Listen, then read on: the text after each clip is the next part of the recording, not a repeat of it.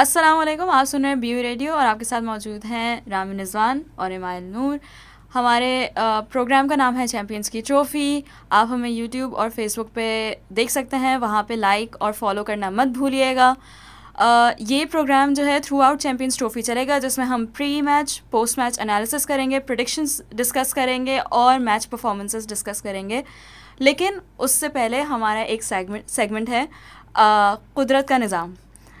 जैसा कि आपको पता है कि पाकिस्तान की ट्राई नेशन सीरीज़ स्टार्ट होने वाली है कल से। पहला मैच जो है पाकिस्तान और न्यूजीलैंड के दरमियान है, तो हमने दोनों टीम्स के नाम की पर्चियाँ बना के रखी हैं और इमाइल एक पर्ची ऑन रैंडम उठाएंगी एंड लेट्स सी कि किस टीम का नाम आता है। उठाइए। जिस वजह से धक धक हो रहा है वैसे।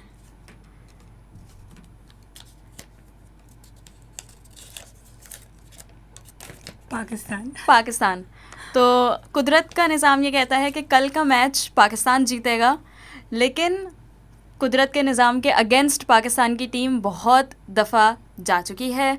80 जो है। अच्छा, ऐसा ना लगे सामने वालों को कि हमें अच्छा। सिर्फ एक ही पर्ची लिखी हुई हाँ है। भाई, दूसरा ये हाँ दिखाएं। न्यूजीलैंड है। ये न्यूजीलैंड की पर्ची है। यहाँ पे हम चीटिंग बिल्कुल भी नहीं करते हैं। तो लेकिन जैसे कुदरत के निज़ाम ने तो बता दिया पाकिस्तान जीतेगा, हाँ। लेकिन क्या पाकिस्तान की टीम की कुदरत के परफॉर्मेंस निज़ाम ऐसे है कि वो जीतेगी? क्योंकि जिस तरह की स्क्वाड भी अनाउंस हो गया हमारा चैंपियंस ट्रॉफी का, और यही ट्राई नेशन सीरीज़ पे भी चलेगी। लेकिन जिस तरह का हमारा स्क्वाड है ना, तो मुझे तो नहीं चांसेस लगते जी। जो स्क्वाड सिलेक्शन है, जो सिलेक्ट हुए हैं प्लेयर्स, उन पे बहुत हैवी क्रिटिसिज्म आया है सिलेक्शन कमेटी और बोर्ड के ऊपर।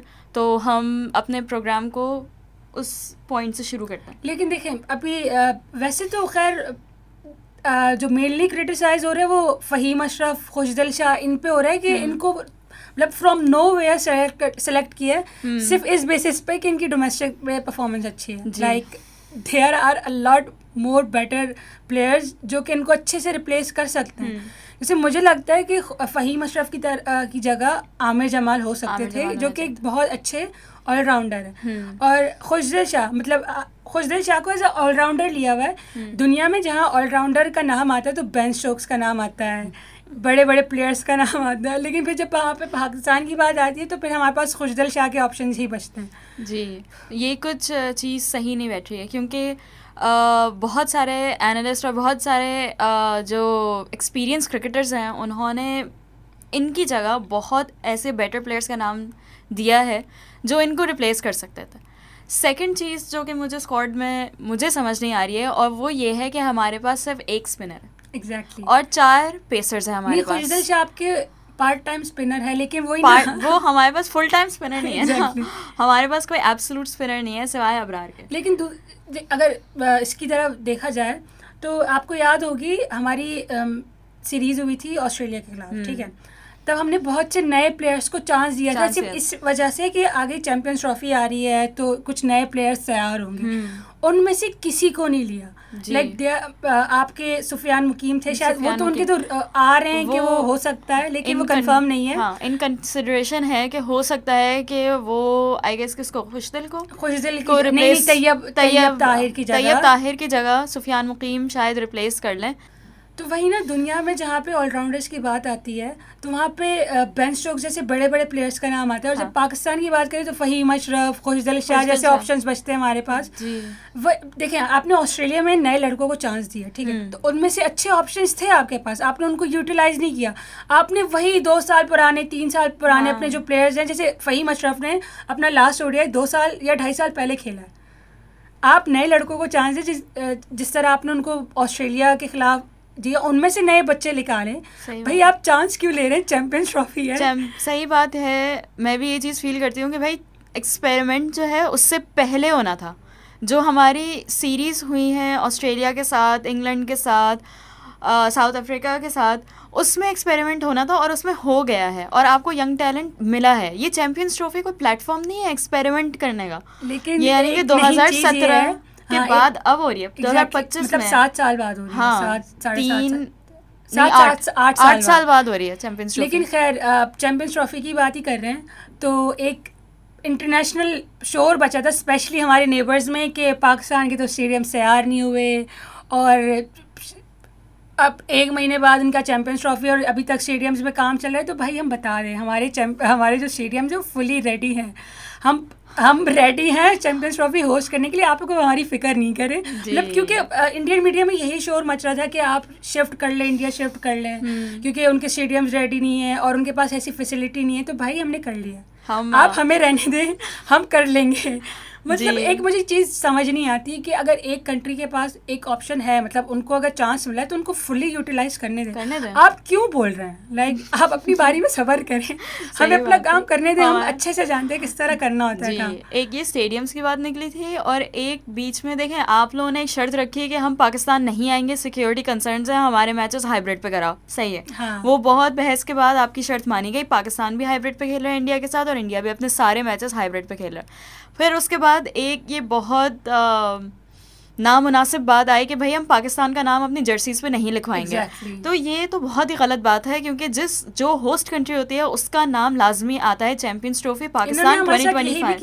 एशिया कप में भी यही किया था उन्होंने। तो ये बात है, लेकिन अब ऑब्वियसली वो चीज़ उनकी मानी नहीं गई, बिकॉज उसकी कोई बेसिस नहीं है, लाइक सेंस नहीं है। चैंपियंस ट्रॉफी में अगर बात करें एडवांटेज की, तो जहाँ पे मुझे लगता है पाकिस्तान को होम एडवांटेज होगा, तो वहाँ पे पाकिस्तान से ज़्यादा इंडिया का होगा, क्योंकि इंडिया अपने सारे मैचेस पाकिस्तान इंडिया अपने सारे मैचेस दुबई में खेलेंगे। तो दुबई में मोस्टली क्राउड, अगर कंपेयर करें पाकिस्तान और इंडिया का मैच होता है तो आधे से ज़्यादा स्टेडियम पूरा ब्लू होता है वहाँ पे, क्योंकि इंडियन जो तमाशाई होते हैं वो बहुत ज़्यादा होते हैं। तो जहाँ पे अगर सीरीज़ की उसकी बात करें, एडवांटेज की बात करें, तो पाकिस्तान से ज़्यादा तो मुझे इंडिया को लगता है कि होम एडवांटेज होगा। वो उनको वो फील नहीं आएगी कि वो घर से बाहर खेल रहे हैं। एग्जैक्टली। तो इवन कि अगर इंडिया के मैचेस किसी और कंट्री के साथ होते हैं, जैसे बांग्लादेश के साथ है उनका मैच, जैसे न्यूजीलैंड के साथ है उनका मैच, तो जो है क्राउड ज़्यादातर 90% इंडियंस ही होते हैं, तो उनको अपने घर जैसी ही फील आएगी। आई थिंक इसी वजह से उन्होंने ये नोशन पुश किया कि जो है हमें दुबई में मैचेस खेलने हैं, क्योंकि उनको ये अच्छी तरह पता था कि हमें एक तरह से होम एडवांटेज ही मिलेगी। खैर, इस चीज़ पर तो हम बात करते हैं। एक जो मुझे अपडेट मिली है, मैं कल न्यूज़ देख रही थी, अखबार में छपी है, वो ये है कि जो हमारा वो है नहीं अंपायर का जो पैनल है ना, पैनल, उसमें 2 बड़े नाम थे अंपायर्स के। अच्छा। इंडिया, मैं डिस्क्लोज़ नहीं करूँगी नाम, मैं बिल्कुल नहीं लूँगी नाम, लेकिन 2 बड़े अंपायर्स थे जिनको सिलेक्शन में होना था अंपायर्स के पैनल में, और थर्ड अंपायर्स का पैनल जो होता है, उन दोनों ने पाकिस्तान आने से मना कर दिया। अच्छा। तो वो अब ना वो पाकिस्तान आ रहे हैं अब पैनल के साथ, और ना ही वो हाइब्रिड पे जा रहे हैं। ओके। तो इस वक्त अंपायर्स और थर्ड अंपायर्स के नहीं नाम नहीं डिस्क्लोज कर सकते मैं बिल्कुल भी, बता दे कोई नहीं, इनको क्यूरियोसिटी रहेगी। नाम बाकी मैं डिस्क्लोज नहीं कर सकती। तो जो है अभी क्योंकि ये चीज़ फाइनल नहीं है ना, इसलिए मैं नाम डिस्क्लोज, जब फाइनल बिल्कुल आ जाएगा तो उसके बाद हम डिस्क्लोज भी कर देंगे। हमें क्या, उन्होंने ही मना किया है कि एक अंपायर ने तो कहा है कि भाई उनके कोई पर्सनल रीजंस हैं जिसकी वजह से वो नहीं आ पा रहे हैं, और एक अंपायर जी इसी वक्त आ रहे हैं, और एक अंपायर ने कहा है कि जो है मैं बहुत अरसे से अपने घर में नहीं गया हूँ, यानी कि नवंबर, दिसंबर और जनवरी 3 महीने में अपने घर से दूर रहा हूँ, तो ये महीना मैं अपने घर वालों के साथ गुजारना चाहता हूँ। बहुत अच्छे। तो ये उनकी, मैं एक्सक्यूजेस तो दे रही हूँ आपको, मैं नाम डिस्क्लोज नहीं कर रही इस वक्त, क्योंकि फिर कंफर्म नहीं है, झगड़े तो हाँ। कंफर्म। अच्छा, दूसरा ये कि ये तो खैर इस वक्त जो है अंपायर्स के पैनल में इंडिया से कोई अंपायर नहीं है, और पाकिस्तान से सिर्फ एक अंपायर है जो कि अंपायर करेगा। अच्छा, ये तो खैर चलता रहेगा।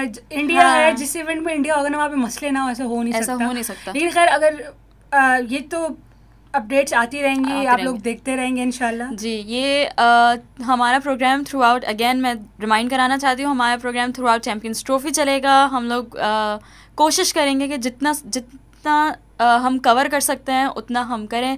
प्लीज़ हमारे साथ रहिएगा।